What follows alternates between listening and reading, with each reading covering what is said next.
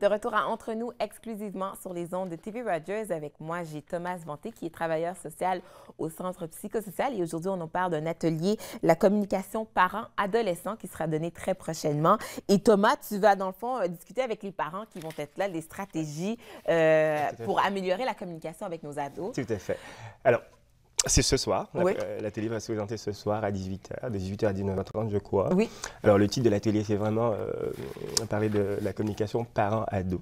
Alors, ce qu'on fait normalement comme travail, on sait que les parents sont compétents.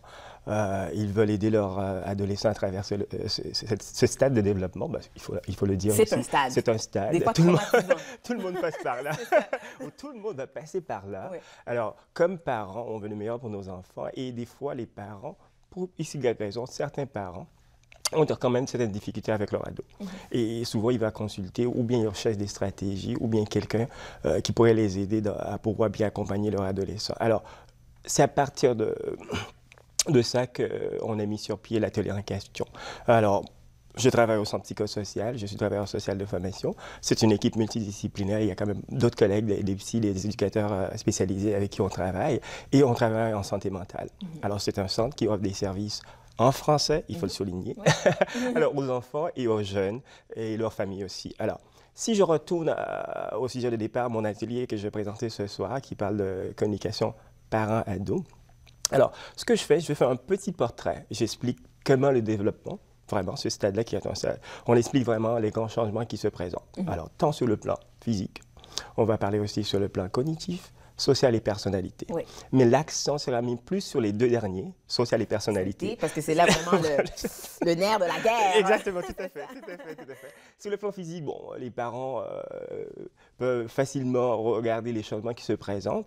J'imagine pour un papa qui voit sa fille changer. Moi, je connais des amis qui ont des amis qui ont des petites filles, puis déjà à l'âge, c'est comme, oh, je sais pas comment aborder ça. Oui, tout à fait. Souvent, les parents sont un peu mal à l'aise, même les jeunes aussi, parce que ce grand changement avec les hormones, il y en a. D'un côté, les garçons prennent ça plus facilement. Il y a certaines filles aussi, c'est plus difficile d'accepter les changements qui arrivent. Alors, comment nous, comme parents, on doit quand même leur accompagner, être là pour eux aussi, pour pouvoir répondre à certaines questions, quand même les guider vraiment dans cette transformation-là. Alors, non seulement je parle de ça, je parle au niveau cognitif aussi. Alors, c'est plus l'enfant qui allait à l'école primaire, parce que normalement, ça commence, lorsqu'on parle du stade de l'adolescence, ça commence à partir de 11-12 ans, avec la puberté. Ça, ouais. Alors, les hormones jouent un rôle vraiment important dans tout ce changement-là. Alors, on va parler aussi de ce qui se passe au niveau cognitif. Vous allez voir, les jeunes, c'est plus l'enfant de 6 ans, maintenant c'est un grand garçon ou une grande fille de 12 ans. Qui voient la vie différemment, les choses différemment, qui vivent les choses différemment aussi. Alors, c'est tout un apprentissage. Alors, le jeune en question fait des assimilations, il faut les intégrer et il a besoin de quelqu'un pour l'accompagner. Alors, souvent, les parents, est-ce qu'ils vont dire, écoute, je ne comprends pas, vous me dites que mon enfant a besoin de moi, il faut garder encore le lien d'attachement. Ouais. Parce que les parents sont encore à la base sécuritaire pour l'adolescent. Alors, il me dit, mais pourquoi, quand j'essaie de lui parler, il pique des crises, il m'envoie promener, des choses comme ça. Et lorsqu'on dit aux parents, vous comprenez, vous savez quelque chose, non seulement ce n'est pas tous les adolescents qui piquent des crises, et deuxièmement, c'est parce qu'ils n'ont pas les habiletés pour pouvoir exprimer ou expliquer ce qui leur arrive, ce qu'ils ressentent, ce qu'ils vivent en ce moment. Tout simplement, ce qu'on demande aux parents, c'est développer ce qu'on appelle de l'empathie. Oui. Écouter. Fait de l'écoute active et vraiment de ne pas prendre les choses de façon personnelle. Et c'est vraiment ça. Et lorsqu'on arrive à mettre les choses en contexte, alors on regarde vraiment toutes les étapes du développement et on arrive à la fin avec ces stratégies-là, qui sont des stratégies, à mon avis, que les parents connaissent déjà. Des fois, c'est juste prendre un recul, vivre des nouvelles expériences et vraiment faire en sorte que ça augmente leur efficacité parentale. Et là, ils se sentent vraiment les deux pieds vraiment là sur le terrain à pouvoir accompagner leur adolescent. Ce qui est intéressant aussi, la plupart du temps, la période tumultueuse, c'est vraiment 12 ans à 15 ans. Ouais. 16, 17, là, ça commence à vraiment, c'est presque l'âge adulte qui arrive. L'adolescent, plus ou moins, commence à se définir, trouver son identité normalement et vraiment à traverser l'autre étape qui est l'âge adulte qui arrive.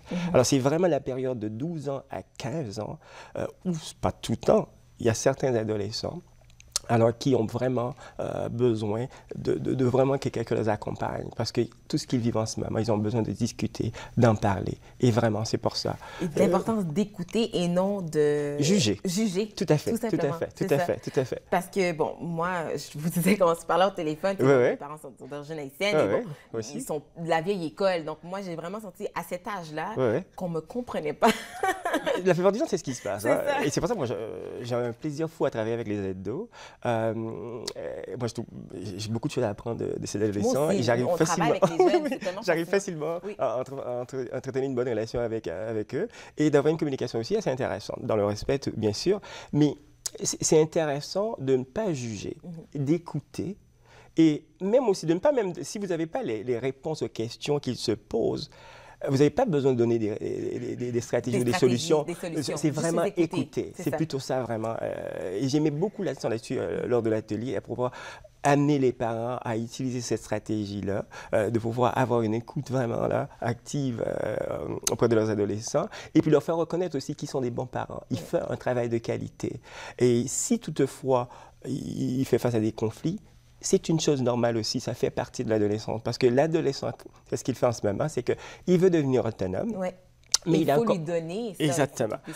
Mais il a encore besoin de son parent. Ça veut dire que s'il fait face à des difficultés, il rencontre des obstacles, dans sa tête, il faut s'assurer que le parent est là pour lui. Il faut s'assurer que votre enfant pense à vous en premier. Tout à fait. Exactement. Tout à fait. Ouais. Alors, et c'est ça aussi. Ça veut dire que de la façon de communiquer avec lui, de la façon de répondre à ses besoins, de la façon d'être à son écoute, ça va amener ce sentiment de sécurité chez l'adolescent. Et il sait que quand je fais face à quelque chose, quand je vais explorer le monde extérieur, je peux retourner aller voir maman, je peux retourner aller voir papa parce que je sais qu'ils sont là pour moi. Exactement.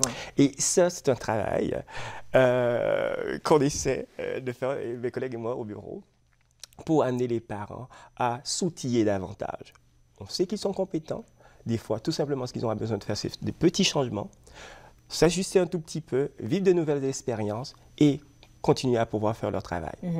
Écoute, c'est génial. On aurait pu parler pendant des heures. C'est ce soir à 19h. C'est 18h ce soir, jusqu'à, je pense, à peu près 1h30, 2 heures. Des fois, on reste un peu plus tard, on répond aux questions. Mais je crois que, parce que j'en ai parlé à une collègue avant de me pointer ici cet après-midi, qui me disait qu'il y avait beaucoup de parents qui ont téléphoné. OK. Et alors, si ce pourrait bien, peut-être le mois prochain, on va refaire l'atelier. De toute façon, on va sur le site web du Centre psychosocial pour plus de détails. Merci beaucoup, Thomas. C'est un plaisir. Je suis content que vous m'ayez invité à venir faire un tour ici. Merci beaucoup. Donc, rendez-vous bien sûr sur le site web pour tous les détails. Nous, on fait une courte pause et ça se poursuit entre nous exclusivement sur les ondes de TV Rogers.